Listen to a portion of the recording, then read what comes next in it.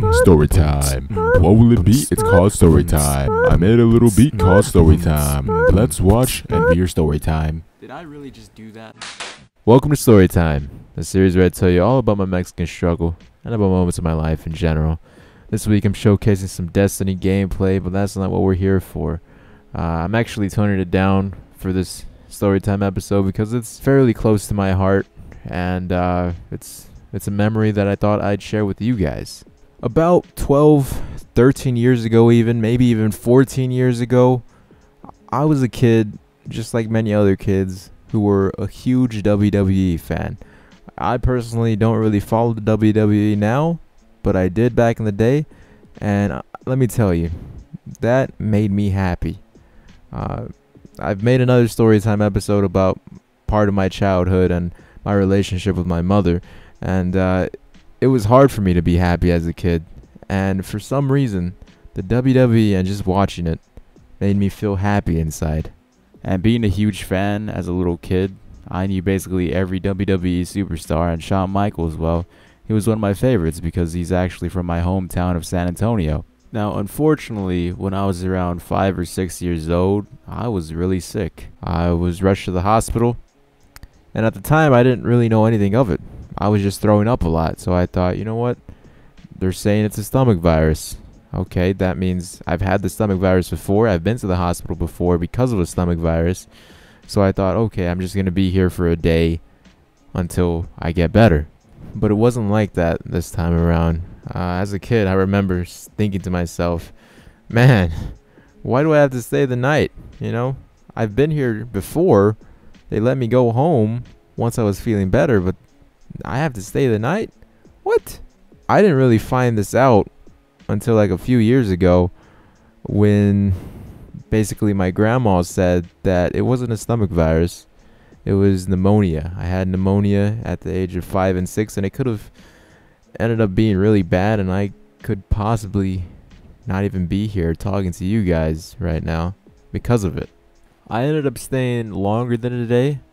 I actually stayed there for at least 4 days, and to this day, I can remember those long days vividly, and it seemed a lot longer than just 4 days. I actually remember the other little kid that was in the same hospital room as I was. We shared the room with the curtain in between us. I remember playing the Nintendo 64 with him. I remember it was hard for me to get out of bed and go to the restroom. But I also remember a lot of sadness, a lot of crying, a lot of pain, and a lot of confusion. To make matters worse, rather than just having pneumonia, I also had asthma as a child, and thank God I don't have to take asthma medicine or any medication now than I did then, because as a kid I absolutely hated it, and I would assume the asthma at the time when I had pneumonia was interfering, and they had to put me like some type of weird mask. It didn't hurt me, but at that point, the third day, I was just fed up being there. I felt horrible, and I just didn't want to be there anymore. I thought home would make me feel better, and I was fed up with that stupid mask as a kid. And I remember always moving around and trying to get the mask off me because I thought they were trying to choke me or something along those lines. You know, being a little 5-year-old, 6-year-old kid, you don't know what they're doing at hospitals. So I was moving around and screaming and crying at the same time, and I just ended up making my nose bleed, and I told basically everyone to get out and leave me alone. I was throwing a little temper tantrum back in the day, but that's like the worst part, the worst memory of it. Rather than feeling ugly and being sick, I actually remember that pretty vividly because I hated that stupid machine they had to put on me every single time. I honestly think that was for the asthma, but I actually don't even know if the machine was for the asthma or for the pneumonia trying to help me breathe somehow. And although the third day was probably the worst day out of all the 4 days I was there, the last day was actually surprisingly good. I felt a lot better than I did previous days, and I was actually, remember this specifically, I was playing Pokemon Monopoly by myself, and all of a sudden, Shawn Michaels just enters the room and talks to me. I guess he there was a Monday Night Raw or a SmackDown show going on, or some type of special event going down in San Antonio, and he was there at one of the hospitals I was located in, and he just starts talking to me like, wow, this is Shawn Michaels. I know this guy. I watch him on TV. And as a little kid, I wasn't fangirling or anything over him. I was just like, wow, you're on TV. Cool. As for the full conversation with him, I honestly don't even remember because it was just that long ago. But I do remember important bits and pieces here and there. I told him I had his action figure. I had his little toy that I would use to play with the other little toys I had. And he said, oh, do I ever win? And I said, sometimes. And he said, oh, well, that's good. I win there sometimes. And that was basically all our conversation that I remembered. That line. He asked me if he wins sometime as his little toy. For some reason, that just stuck with me. Along with what he was wearing. He was wearing a black shirt, some blue jeans, and some boots. And he actually ended up giving me his autograph. And as a little kid, you know, I didn't really know what autographs were worth. I thought he was just giving me a piece of paper with him on it.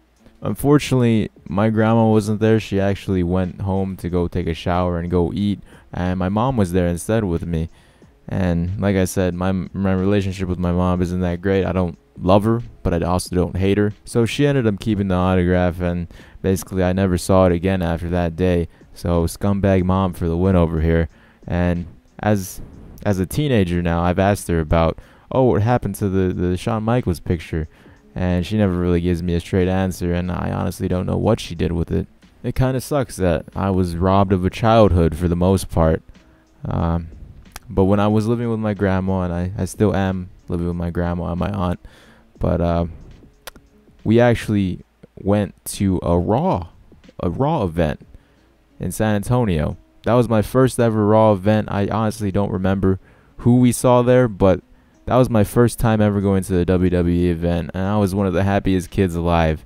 Now, a few months later, the Royal Rumble comes to San Antonio, and that was like a huge event. I was like, oh my goodness, we're going to get to see the Royal Rumble. This is like pay-per-view stuff right here. And I remember Shawn Michaels and The Undertaker. They were the last two wrestlers left in the ring. And of course, Shawn Michaels loses in his hometown of San Antonio, and The Undertaker wins the Royal Rumble. But those are just good memories. The good memories block out the horrible memories I've had to live and experience with as a child. If I could go back to that moment, I would love to thank Shawn Michaels just for being him, you know, making a young, sad kid happy for once. I know the odds of ever meeting Shawn Michaels again, very unlikely.